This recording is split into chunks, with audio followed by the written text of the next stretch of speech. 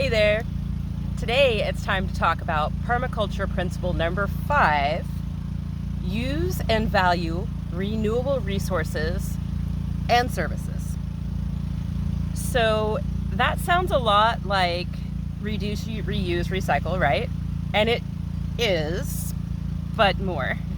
Right now, right this very second, I am using a renewable resource to protect me from that big star over there that is making it very hot in North Texas this week. This tree is providing me with shade. That is a renewable resource. It could be considered a renewable service. This tree is providing shade for the plants that are growing underneath it. In the fall, it drops,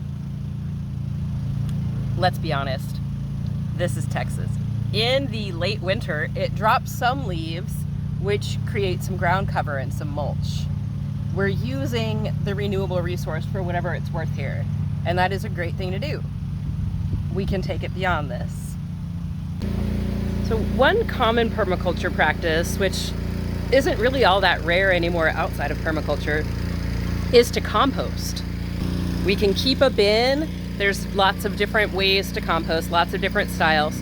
And I do need to apologize, there's a little bit of noise. Our solar system is getting set up today, so yay. And also it's a little noise. But we can grow things that we can put into our compost. And then we can use that compost to grow more things that we can put into the compost that we can use to grow more things to, you see where this is going, right?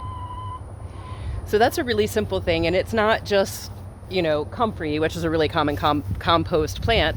It's other things. We can use our yard clippings, we can use our grass clippings. When branches fall during a storm, we can add that into our compost or use it in other ways.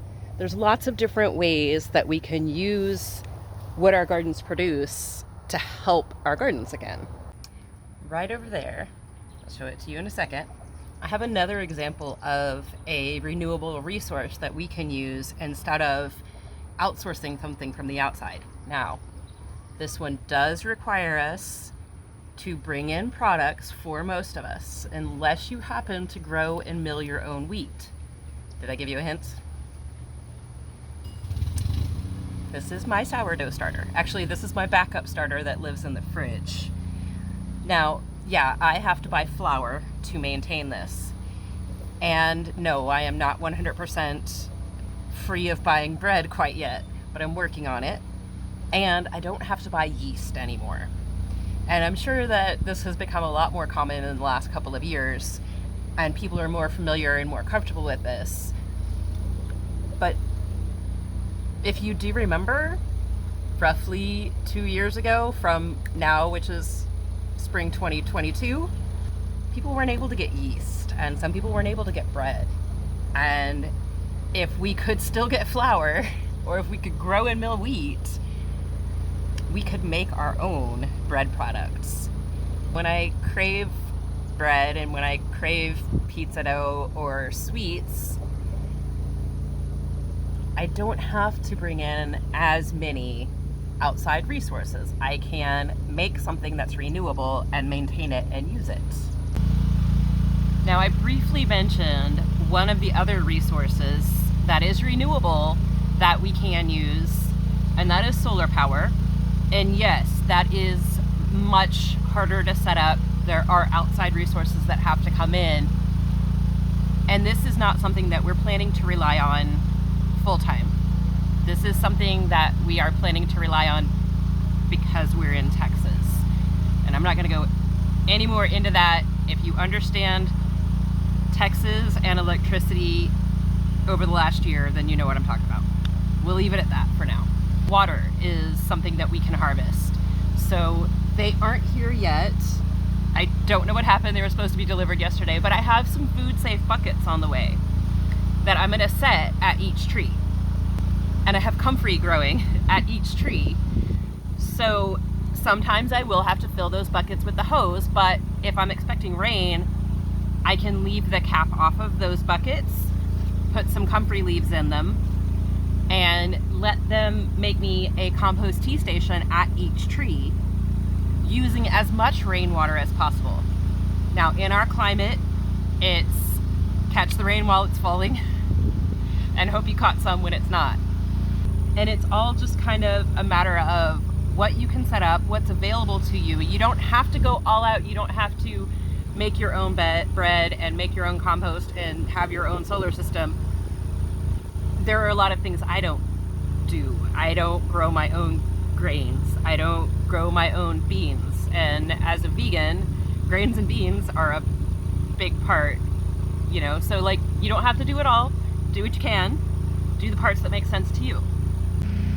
I do want to mention really quick, if you could, please, please, please, would you click like? If you're not subscribed, you please click subscribe. And would you please share this video with anybody that you know that might find it interesting or helpful? I would really appreciate it. It helps my channel grow and I need that so badly right now. Thank you. Hey, baby. So, Renewable Services. I definitely value this one. If I wanted this garden bed underneath this tree to be tilled up, if I wanted to take the plants that are surrounding the tree out, I could let Cayenne and her sisters come in here, baby, and tear it up for me. That's a renewable service. One that she would really enjoy, as a matter of fact. Right now, when we have explosions in the grasshopper population, we have a renewable service who really enjoys doing her job. Yes, you do, because you're a good bird. Yeah, you are. For fertilizer, we have a renewable service. Now, I don't know how much she enjoys that job, but she does a good job of it. And she helps us feed our compost. And she helps us feed our gardens in the off seasons. I take their dirty bedding and I put it directly on gardens that are going to be sitting for a few months. This little friend makes a wonderful renewable service. And other animals can do the same thing for you. I hope you can see how simple it is to decide to use and value renewable resources and services. I would encourage you to take a look around your property, around your home, and see what's already there that you can repurpose. And I don't just mean, you know, can I take this food storage container and keep something else in it? I mean, if you need a border for a garden, do you have some logs? Do you have more machinery? Now we have two kinds of noise. Do you have last year's sunflower stalks or okra stalks still around? You can use those as borders between gardens. Do you have a way that you can catch and store rain? What do you have that you can reuse and repurpose and make better and get more life out of? So take a look around, see what you can find, and I will see you soon. Later, y'all. Yeah.